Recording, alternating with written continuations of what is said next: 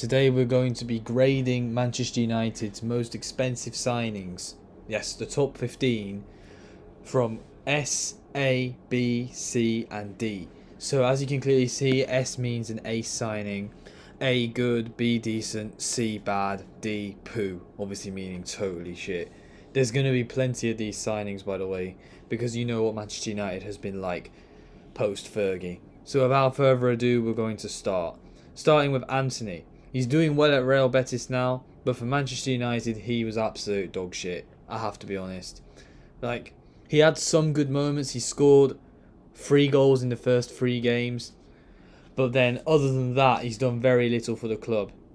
He did some... he scored some goals in the Europa League too, but if we're talking about £85 million and we got that in return, also factoring in how much he was hyped up before, I'm just going to have to say that it's D tier. It's D tier.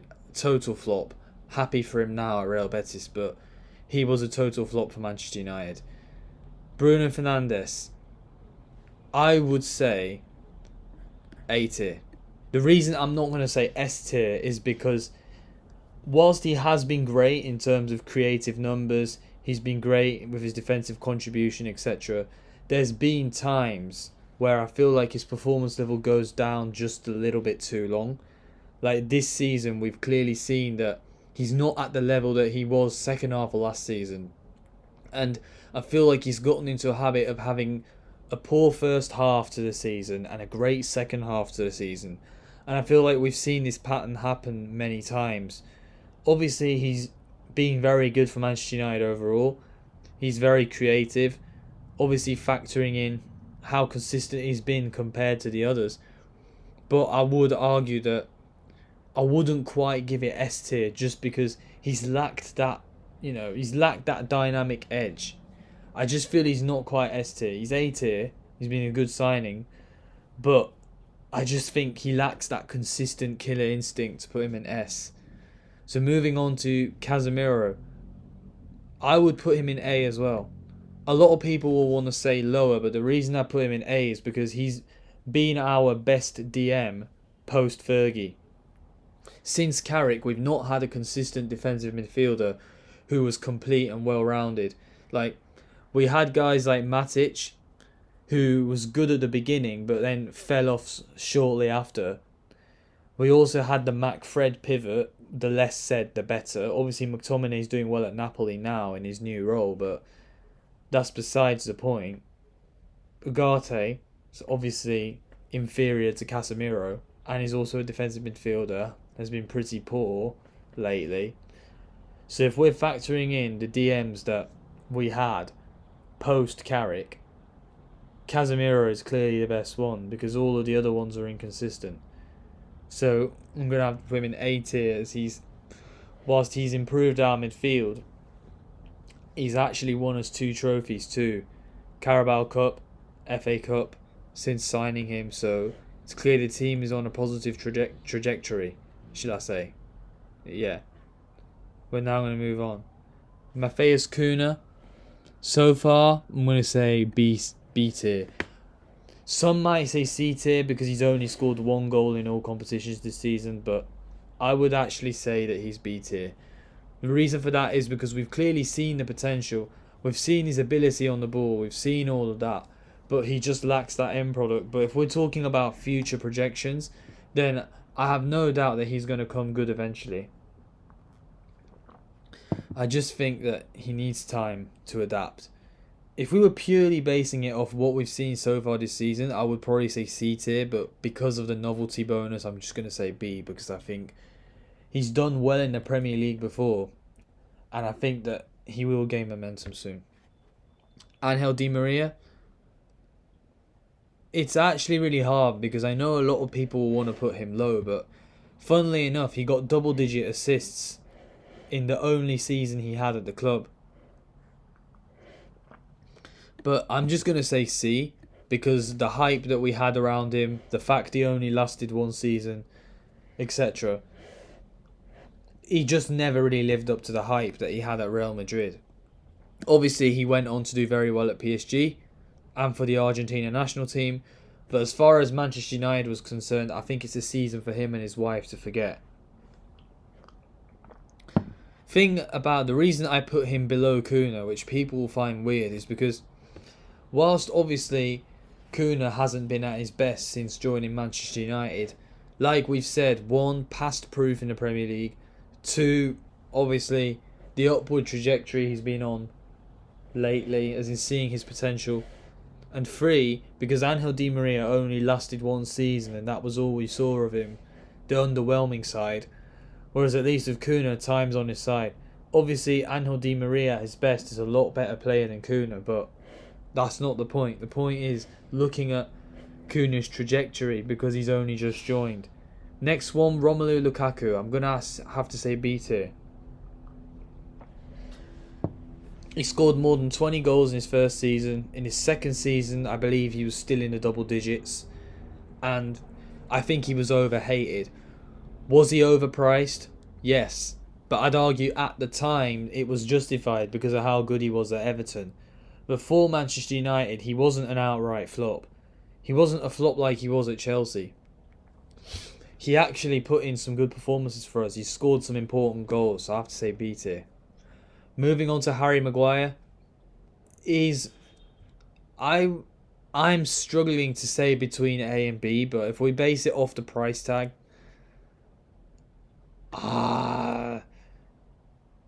would have to say I'm gonna say A tier. The reason I was going to say B tier is because this season, obviously, he's been in and out of the team with injuries and obviously not always being the first choice centre-back. But if we look at most of his time at Manchester United, he's had more good games than bad games. He only had 2 bad seasons, but actually only one, because there was only one season where he was a regular and playing badly. 22-23 season, he was mostly on the bench, but then I suppose he did fail to perform whenever he came on, but that's not really the point. The point is, 21-22 season was objectively the worst for him, but that coincided with the rest of the team playing poorly.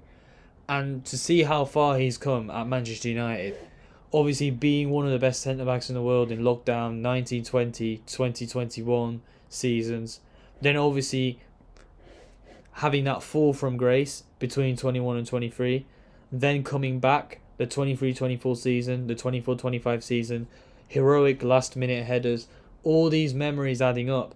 I just think he has to be A tier. I can understand why people put him in B because of his price tag, but I would say that A tier is the way to go for him.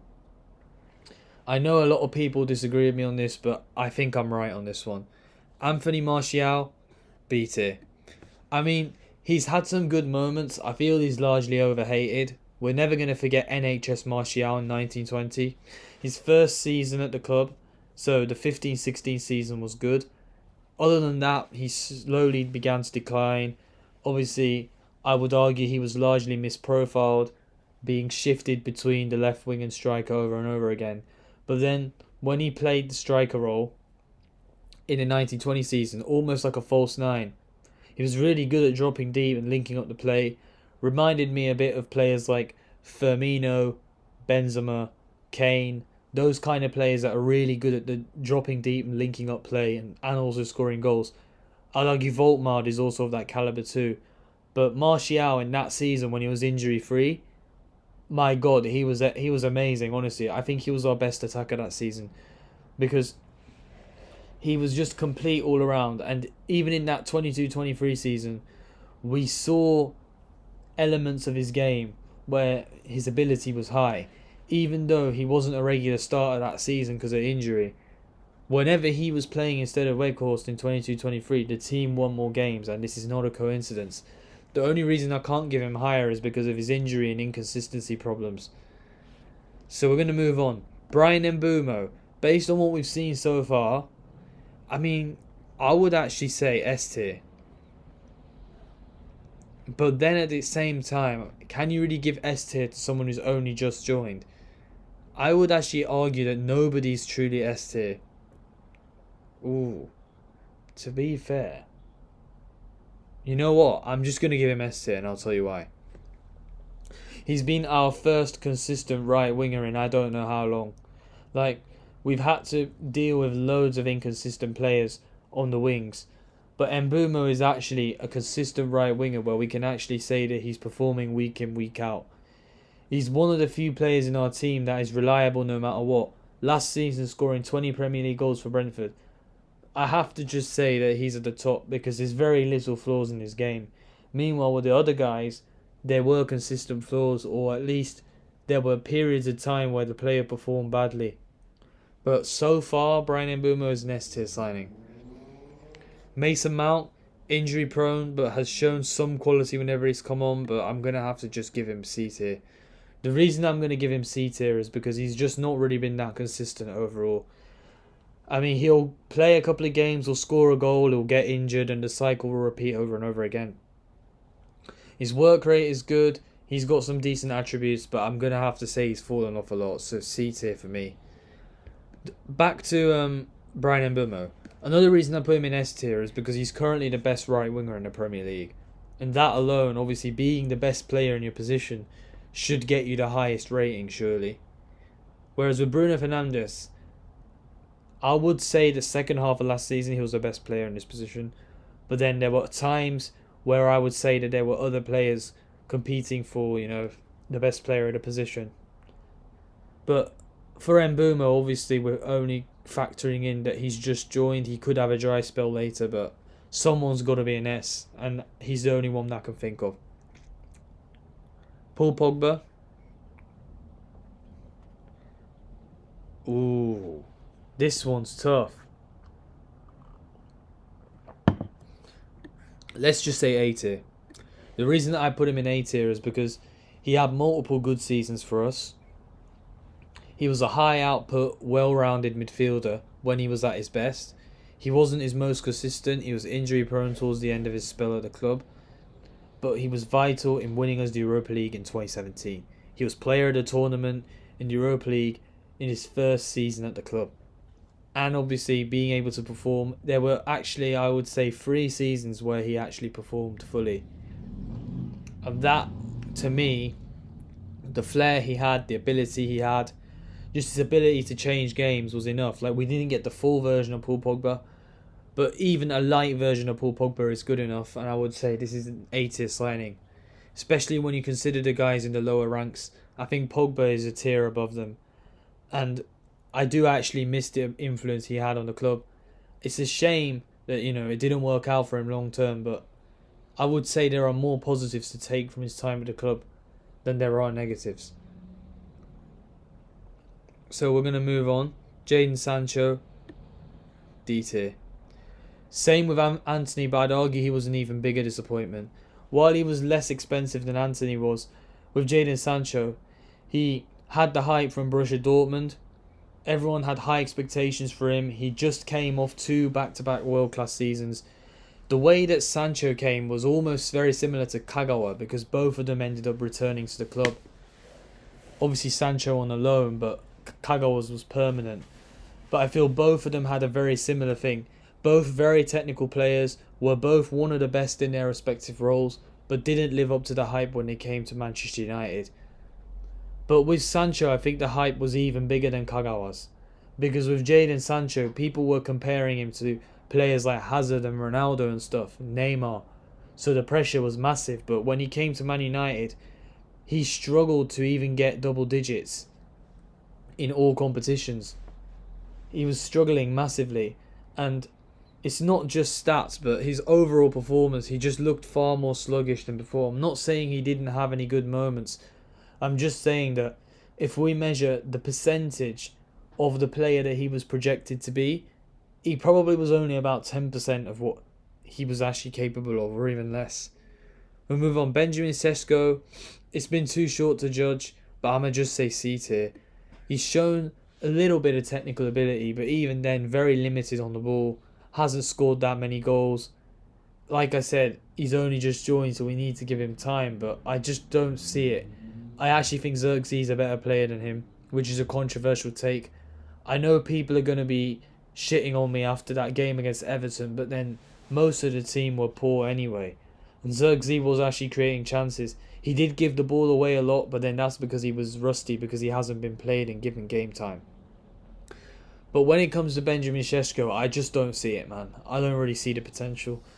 He might come off, he might come good. I don't know, hope so, but it wasn't really a signing that I really wanted. Moving on to Leny Yoro, I'm going to say A tier. Excellent signing. That's all I have to say. This season he's not been given as much game time, but last season's second half, totally excellent. Great on the ball, great defensively, has good positional awareness, is just a really good, well-rounded, high potential centre-back. I would argue his potential is even higher than guys like Kubasi and Howsam, because I feel with Yoro you have that completeness that you don't see in other players. But yeah, honestly, I think that he is going to be a revelation for us. I'm really excited for the future of obviously Heaven as well from our academy, but unfortunately Amorim has put him in the under-21s for whatever daft reason. I know the reason might be very silly, it might be very trivial, whatever, but I just don't understand why he's in the under-21s. So yeah, thank you very much for watching this video. Don't forget to like and subscribe. This is my take on Manchester United signings.